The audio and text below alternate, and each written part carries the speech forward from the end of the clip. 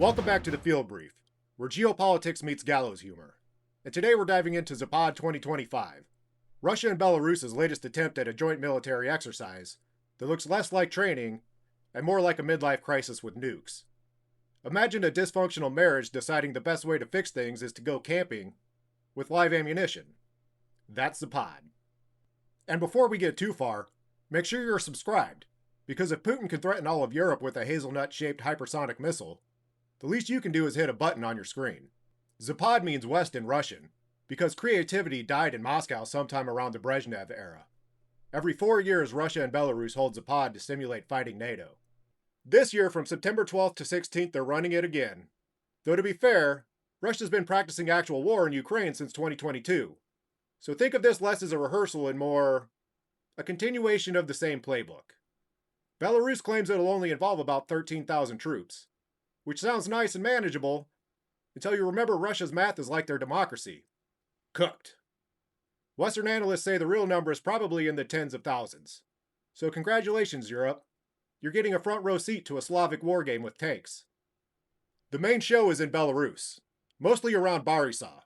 The so-called hot phase, yes, they actually call it that, runs September 12th through the 16th.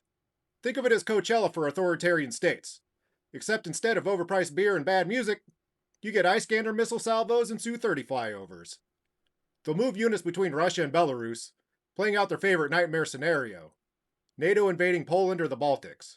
Because when your economy is in freefall, it's easier to convince your people that Poles with pitchforks are the real threat. Here's where it gets interesting. This is the first Zapad since Russia's invasion of Ukraine, so the vibe is different.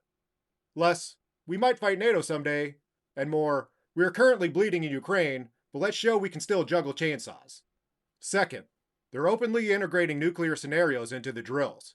Enter the star of the show, the Oreshnik missile, named after a hazelnut tree, which makes sense because the entire concept is nuts. Russia claims it can go Mach 10 to 11, carry multiple nuclear warheads, and reach anywhere in Europe. Belarus is even planning to host some of these systems by the end of 2025, because nothing says sovereignty like turning your country into someone else's nuclear storage unit. Want me to do a full breakdown on the Oreshnik missile? Drop a comment. Because if there's one thing better than hazelnut spread, it's hazelnut-shaped hypersonic death. NATO neighbors are sweating. Poland is literally closing its border with Belarus during Zapad. Lithuania and Latvia are on alert. And the infamous Suwalki Gap, the little land bridge between Belarus and Kaliningrad, is once again everyone's favorite nightmare fuel. Because if Russia and Belarus ever wanted to cut off the Baltics, that's the corridor they'd choke. And now, during Zapad, they get to rehearse it under the polite fiction of a defensive exercise. It's like your sketchy neighbor saying, "Don't worry, I'm just testing my flamethrower next to your fence. For safety." Here's the dirty little secret. Zapad isn't really about training. Russia's already training every day in Ukraine. Badly, but training. Zapad is about signaling. It's about telling NATO, we can move troops fast. We can deploy nukes. We can hold drills on your doorstep and you can't stop us. It's psychological warfare. It's intimidation. And it's also logistics. Under the cover of Zapad, Russia can move troops and equipment around Belarus without anyone batting an eye. Because if you ask questions, they say, hey, relax. It's just an exercise. Spoiler. They used the same playbook in 2014 before Crimea.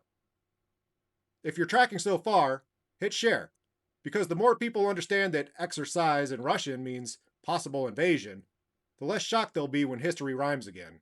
So what could go wrong? Miscalculation. A jet strays too close to NATO airspace, and suddenly you've got an international incident. Maskirovka. Russia uses Zapad as a cover to shift units towards Ukraine or Kaliningrad. Think of it as moving furniture during a house party. Nobody notices until the couch is gone. Nuclear posturing. Practicing Oreshnik launches or simulated nuclear strikes risks normalizing that behavior. Once you start pretending to nuke Europe, it's a short hop to actually doing it.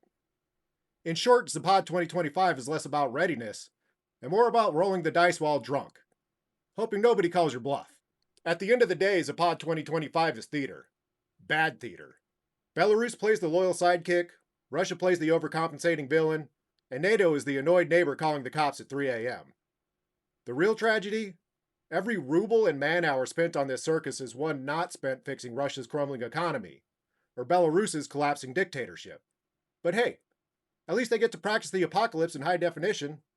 So when you see the headlines this week about Zapad 2025, remember, it's not just training, it's a dress rehearsal for disaster.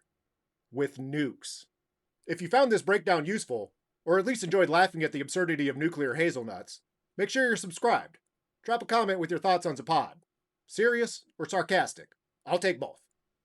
And if you want more darkly comedic dives into geopolitics, hit the notification bell.